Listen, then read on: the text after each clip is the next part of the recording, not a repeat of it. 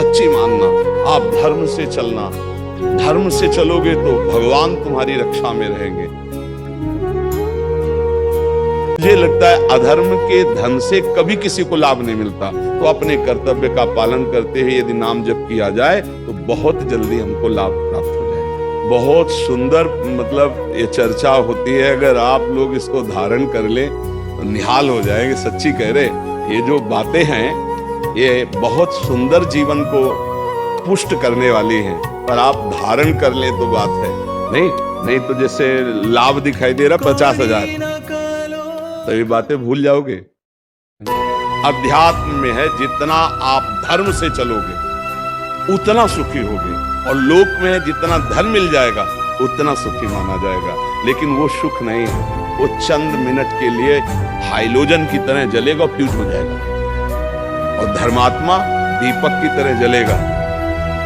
पूरा हिसाब ये मत समझो कोई देख नहीं रहा, वो देख रहा है जिसको हिसाब करना है, वो देख रहा है। उसके लिए कोई वकील या किसी सबूत की जरूरत नहीं होती, वो सर्वांतर्यामी आपके अंदर बैठे ही देख रहा है। तो सदैव जैसे सत्संग सुन रहे हैं, तो अगर हाथ जोड़ के प्रार्थना है, थोड़ी भी बात मान लोगे तो आप सच्चे सुख के मार्ग में चलने लगोगे। नहीं तो भाई बहुत गंदी हवा चल रही है। अटूट विश्वास जब है तो टूट कैसे सकता है? कुछ भी हो, जोई जोई प्यारो करे सोई मोहि भावे। अब कुछ भी हो, अब क्या, जब आपसे प्यार किया फिर हम क्यों किसी से सिकवा करें? भगवान अब तुम जैसा चाहो वैसा खेलो, जैसा चाहो वैसा विधान करो, मैं उसी में राजी रहूंगा जैसे तुम मुझे रखना चाहते हो। मस्त नाम जब चल रहा है तब ये मस्ती आएगी, नहीं ऐसे नहीं आएगी। नाम जब चल रहा है तो ये मस्ती आएगी, नहीं मस्ती नहीं आ सकती। इतनी विपत्तियां मनुष्य जीवन में, इतना संघर्ष है कि कदम कदम ऐसा लगता है यार अब खुशी हुई, और अगला कदम इतने दुख में पड़ जाता है कि लगता है कैसे निकल पाऊंगा इस दुख से।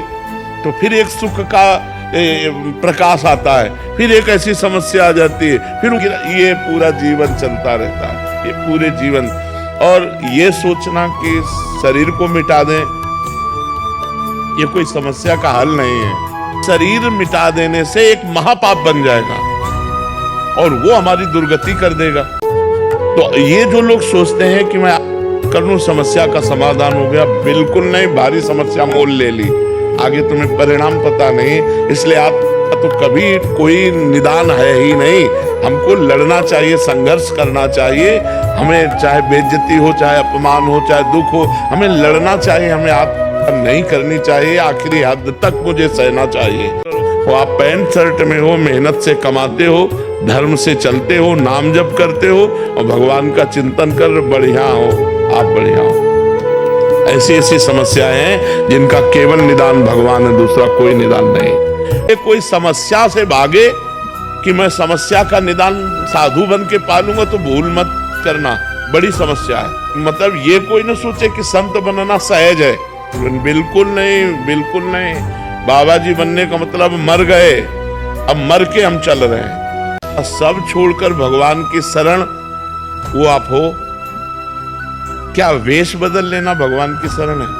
नहीं, इस भूल में मत रहना। क्या स्थान बदल लेना भगवान की शरण है? ये अंदर की बात है।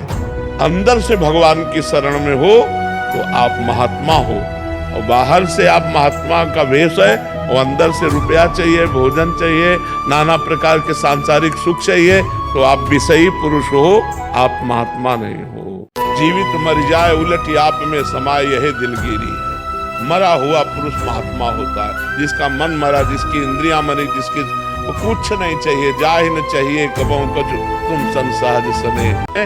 समस्या से लड़ना समाधान है, और वो आप तभी लड़ सकते हैं जब आपका भगवान का भरोसा दृढ़ होगा और नाम जप करोगे, तो कोई न कोई रास्ता भगवान ऐसा निकाल जिससे आप समस्या से बच जाएंगे। नहीं तो समस्याएं पीस डालती है, अंदर ही अंदर खोखला कर देती है, आदमी चिंतन से परेशान हो जाता है।